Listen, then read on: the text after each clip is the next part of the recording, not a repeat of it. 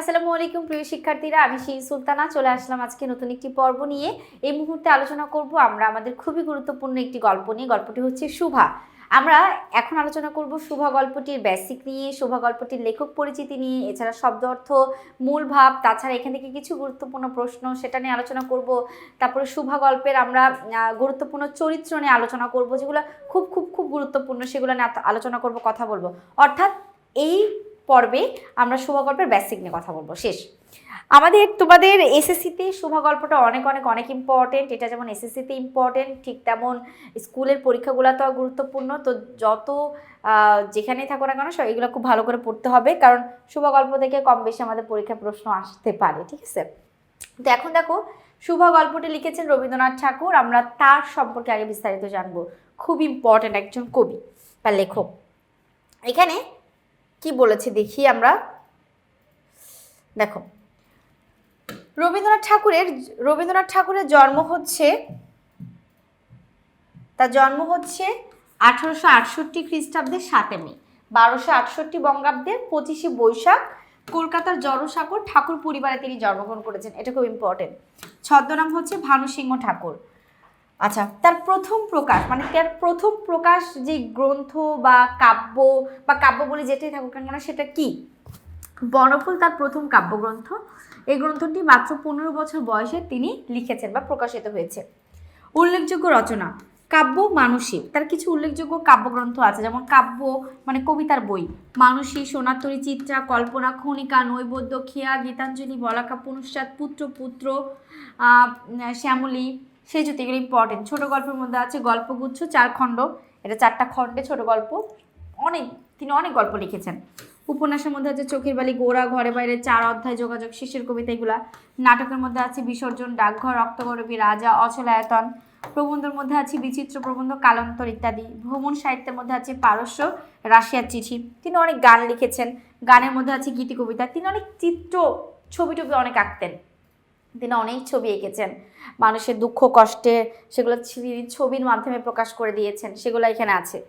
এবার দেখো উপাধির মধ্যে কি আছে, তার গুরুত্বপূর্ণ কিছু উপাধি।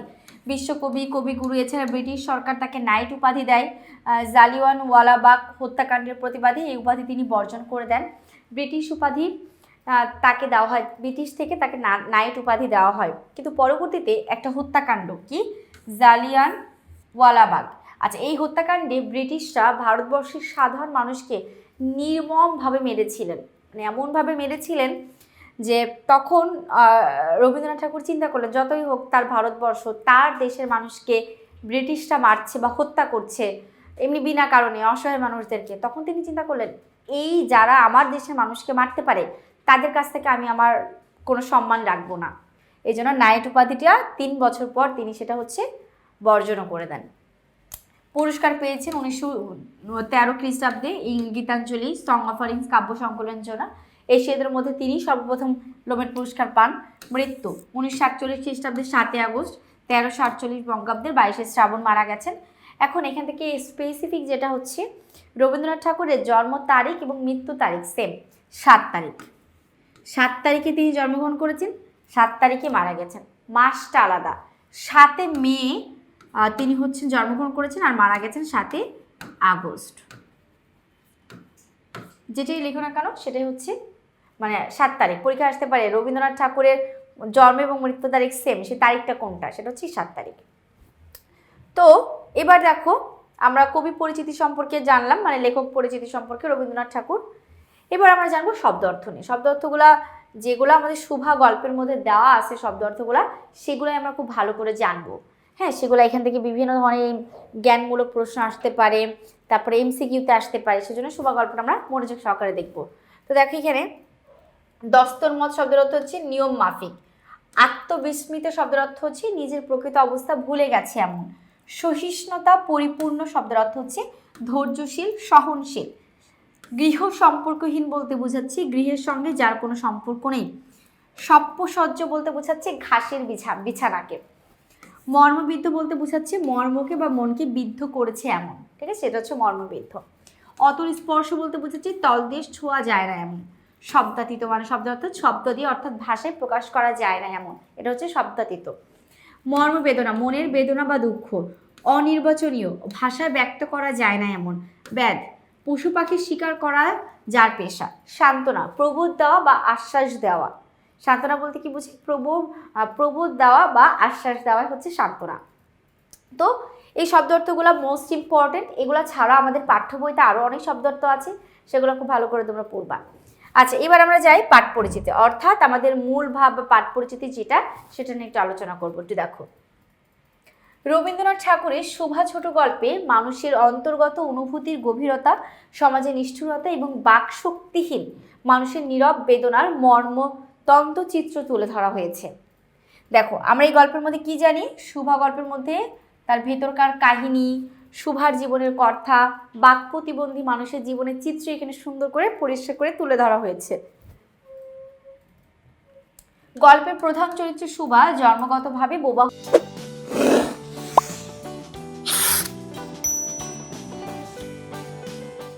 হলো, তার হৃদয় অনুভূতিতে পরিপূর্ণ। সে কথা বলতে পারে না, কিন্তু প্রকৃতি, পশু পাখি ও নিকটজনদের প্রতি তার ভালোবাসা এবং আবেগ অত্যন্ত গভীর ও মানবিক। আমরা জানি শুভা গল্পের মধ্যে শুভা কথা বলতে পারে না, ছোট থেকেই সে বোবা ছিল। এই গল্পের মাধ্যমে লেখক দেখিয়েছেন মানুষের মূল্য কেবল তার ভাষা, বাহ্যিক সামর্থ্যের উপর নির্ভর করে না। সমাজ যাদের অক্ষম বলে চিহ্নিত করে, তাদের মধ্যেও গভীর অনুভূতি, ভালোবাসা, আত্মসম্মানবোধ বিদ্যমান থাকে।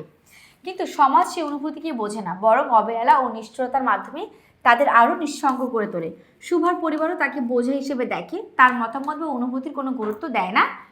আমরা দেখতে পেয়েছি শুভাকে যখন বিয়ে দিবে, তখন শুভা কিন্তু তার পরিবার তাকে কোনোভাবেই গ্রহণ করছে না, বা বাবা বুঝতে চাচ্ছে না, মা তাকে নিজের গর্ভের কলঙ্ক মনে করছে। তো সবকিছুই কিন্তু আমরা দেখতে পেয়েছি। শুভার নীরবতা এখানে শুধু শারীরিক অক্ষমতার প্রতীক নয়, এটি সমাজে অবহেলিত নারীর কণ্ঠরোধের প্রতীকও বটে।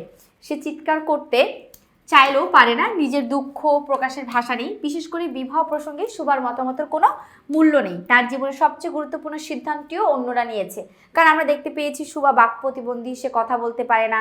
সেক্ষেত্রে গ্রামের মানুষেরাও অনেক অনেক কথা বলে।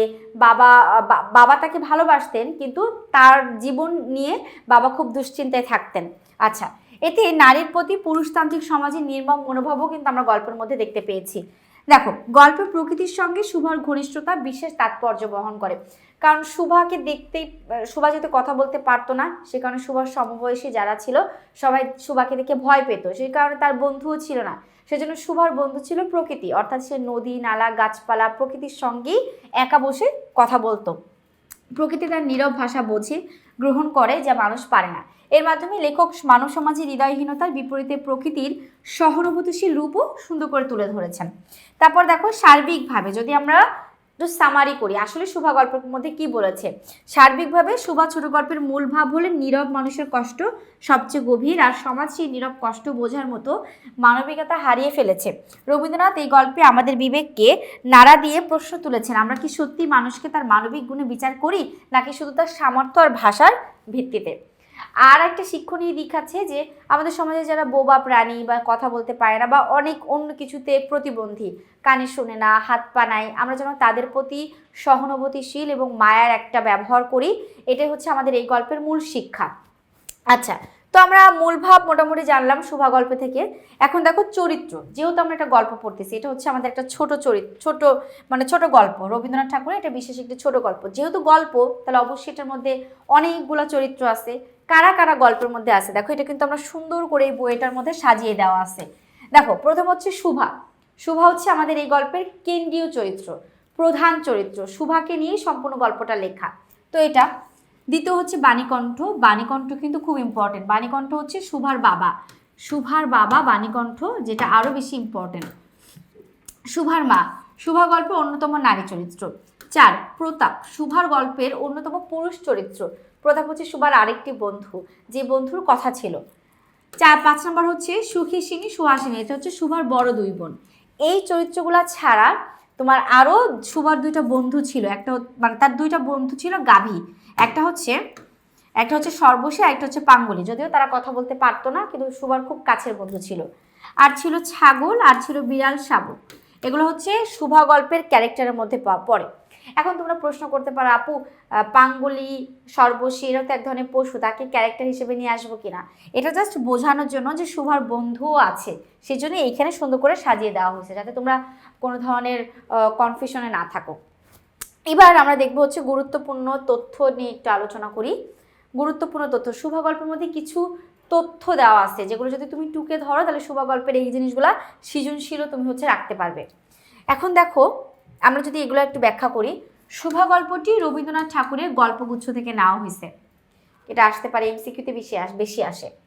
3 বোনের মধ্যে সকলের ছোট শুভার নাম বাবা সুভাষিনী রেখেছিলেন। সুভাষিনী শব্দের অর্থ হচ্ছে যে নারী সুন্দর করে কথা বলে, কিন্তু শুভা ছোটবেলা থেকেই সে কথা বলতে পারে না, তো নামের সঙ্গে তার হচ্ছে জীবনের কাহিনী একেবারেই ভিন্ন। আর এই নামটি রাখা হয়েছিল কারণ তার 2 বোনের সঙ্গে মিল রেখে। বড় 2 বোনের নাম ছিল সুখেশিনী এবং সুহাসিনী, সেই নামের সঙ্গে মিল রেখে এই নামটা রাখা হয়েছে। এরপর দেখো, মা শুভাকে গল্পের কলঙ্ক জ্ঞান করতেন আর বাবা সবচেয়ে বেশি ভালোবাসতেন। আপনজনেরা দুশ্চিন্তা প্রকাশ করতো বলে শুভা নিজেকে অভিশাপ স্বরূপ মনে করত। সে মনে করতে এই পৃথিবীতে না আসলে তার ভালো হতো। বাঘহীন বলে শুভাকে তার সমবয়সীরা বয়কট করতো, মানে তাকে দেখতে পারতো না। তাই সে গাভী দুটির সঙ্গে সখ্য গড়ে তুলেছিল। গোসাইদের নিতান্ত অকর্মণ্য ছেলে প্রতাপ, গোসাই বংশের একেবারে অকর্মণ্য মানে বেশি একটা কাজ করে না, খেয়ে দিয়েই থাকে, অলস থাকে, সে হচ্ছে কি প্রতাপ, যে শুভার আরেকটা সঙ্গী। তেঁতুলতলায় বসে শুভা প্রতাপের মাছ ধরা দেখতে এবং তার জন্য পান সাজিয়ে আনতো।